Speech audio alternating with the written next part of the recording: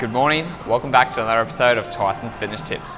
Now today's question came from a follower on Instagram who asked, how long do I have to take to put in the work to actually get the results I want? Like how long do I have to be dedicated for until I can finally look the way I want? And for him and his situation, there was a certain thing that I told him. I said, hey look, if you really want to lose that body fat, if you want to get down to 12%, if you want to look good with your shirt off, then it's going to take you 3 months of hard dedication. Like you've got to dedicate that time. And that was a hard and fast rule for him. But it's always going to be different for every single person. I thought this is a really good topic because I want to share with you about like the best way to be able to approach this. So I want to give an example first of all. At the moment, I've got a photo shoot coming up, right? Now, my goal was to slowly lose some body fat over time and look good with my shirt off for this photo shoot that's going to be in 2 weeks. And at the moment, I'm pretty on point. I've had some slip-ups along the way, but I'm pretty close to being there. Like I'm fucking lean, I look good with my shirt off, I have a six-pack, I just need to make it stand out more. But I was like, okay, how long is this gonna be able to take me? At the moment, I'm 77 kilos, I probably need to lose about 8 or 9 kilos. I need to get to about that 69 mark, 70 kilo mark to actually look good and lean and shredded. So I'm like, all right, what's that gonna take me?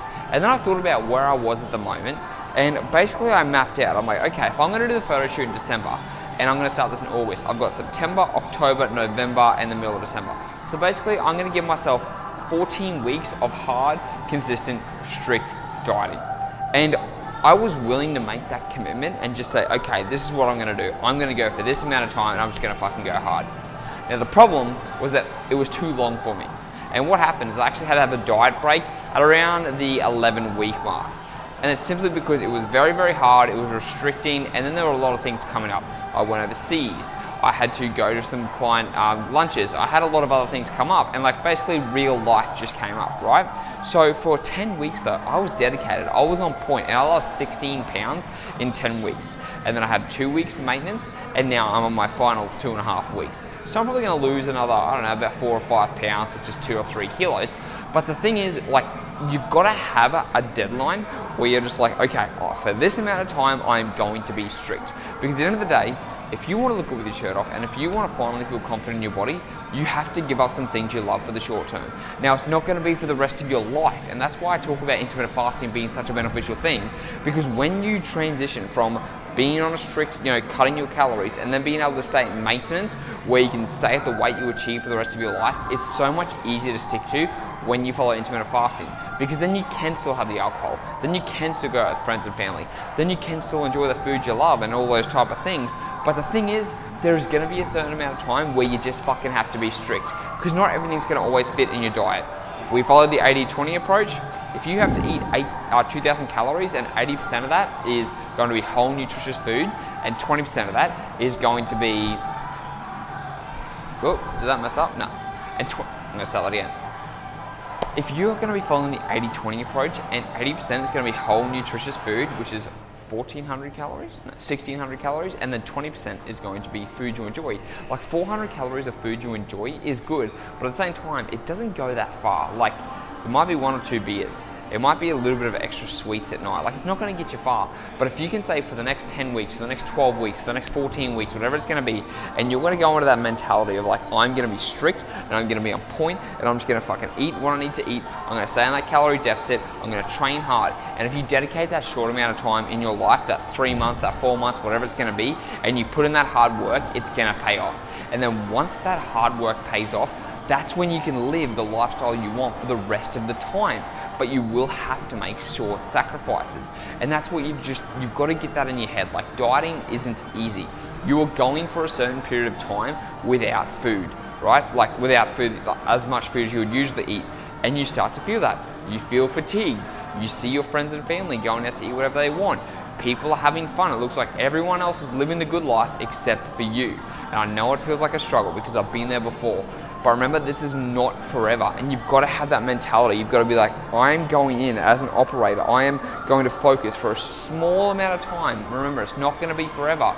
And you put in that time, you put in that effort, and I can guarantee you it's going to pay off in the long run. So don't get caught up in this mindset of like, oh, I just want to have it all. I want to be able to look good on the beach. I want to be able to train hard. I want to be able to go out on the weekends and stuff like that. It's like, yeah, there's going to be a time and a place for that. But if you've got a goal, like if you're tired of looking at 16, 17, 20% body fat and you're like, man, I really, really just need to get this weight off, then you need to have some sacrifices.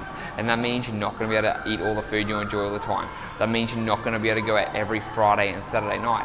Hey, maybe once every couple of weeks you do go out and you have one beer or two as long as it fits in your macros. But you don't go out every Friday and Saturday night, and then you have Saturday breakfast, then you have Saturday lunch, then you have Sunday breakfast, you can out with friends and stuff like that, because all of those calories still add up. And if you're on, like, if you're cutting calories, it's very hard to keep in a deficit during that time. And there's not really much more to it. Like, I don't want to give you this bullshit thing of like, oh, you can have like this. You can still diet and you can still enjoy the food you love, and you can, because you can, but you just can't have as much as you usually would, and you just have to be more strict, because every time you make that opportunity to have the food you love or to taste different types of foods or anything like that, those calories are a premium, and the more calories you use up, the harder it's going to be for the weight loss and the more it's going to slow down. So you've got to be really on those numbers. You've got to be tracking your macronutrients. That's the most important thing too. When it comes to intermittent fasting, a lot of people think they can eat whatever they want. Bullshit. If you have a big appetite like me, and you're like, man, I'm just hungry all the time, if you don't count your macros following intermittent fasting, you can easily blow your calories out of the water. I've done it plenty of times, and if you have a big appetite like me, you could probably do it too. Like, going through 2,000 calories, I can do that in one meal easily. And so you've got to have that mentality, okay? You've got to track your calories. You've still got to make sure you're in that calorie deficit. Intermittent fasting makes it easier, but it doesn't mean that it's going to be end all be all. You've still got to be tracking. But when you do those things, when you put in that short-term sacrifice and you just think, okay, for the next 12 weeks, I'm going to go hard, I'm going to focus, I'm going to be in a calorie deficit, then you can decide what you want to do from there. After you hit that 12 weeks, after you reach that body goal, like maybe you won't even hit your body goal. Maybe after 12 weeks, you realize you have another 12 weeks of dieting, or you have another 10 weeks of dieting. That's cool, but at least you now know. So what you should do is you should break it up into 8 to 12 week chunks, and then from there, you decide each time. So always have a break between 8 to 12 weeks, okay?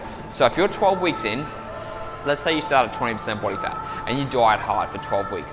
And then maybe you're only 14% body fat at the end of that. Like, you still got a fair bit of love handles, you're still carrying some weight. So what are you supposed to do in that situation?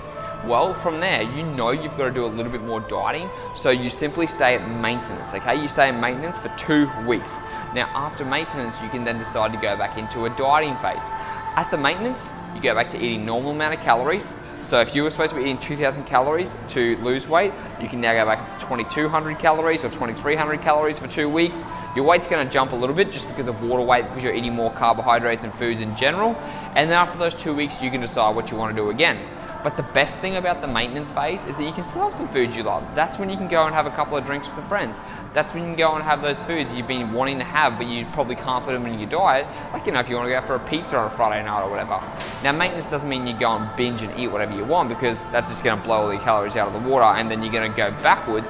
But having that period of like, okay, I'm no longer dieting, I don't have to be as strict on my calories, and I can enjoy myself a little bit more, helps you come back into the mentality. If you've got to go for another round of 8 weeks or 12 weeks, whatever it's going to be, it helps you come in with fresh eyes.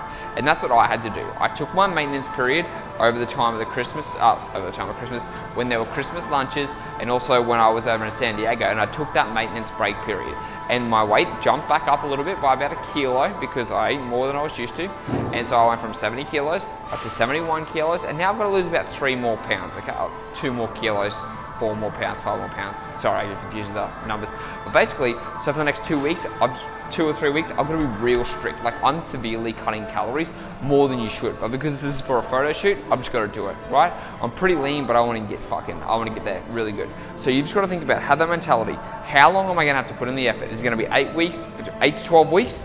Then you stop, you reflect, you have a maintenance, you think about, what do I wanna go and do next? Do I have to cut a little bit more? Can I be happy at this weight for a little bit longer? Because maybe the holiday season is coming up and it's gonna be very hard to diet. Well, even though we're in the new year, But like if you're like, okay, you know what, like it's gonna be a hectic time at work or whatever it is, so you stay in maintenance for maybe a month or whatever it is, and then you go back into your next cutting phase. And then from there, when you finally hit that weight, that's when you keep maintenance, and that's when you can still have the normal lifestyle, have the food you love, go out with your friends, and finally keep the body you achieve, okay? So you do have to make short-term sacrifices, but I guarantee you it's so worth it. So that's the video, that's the question. I hope it helped answer it.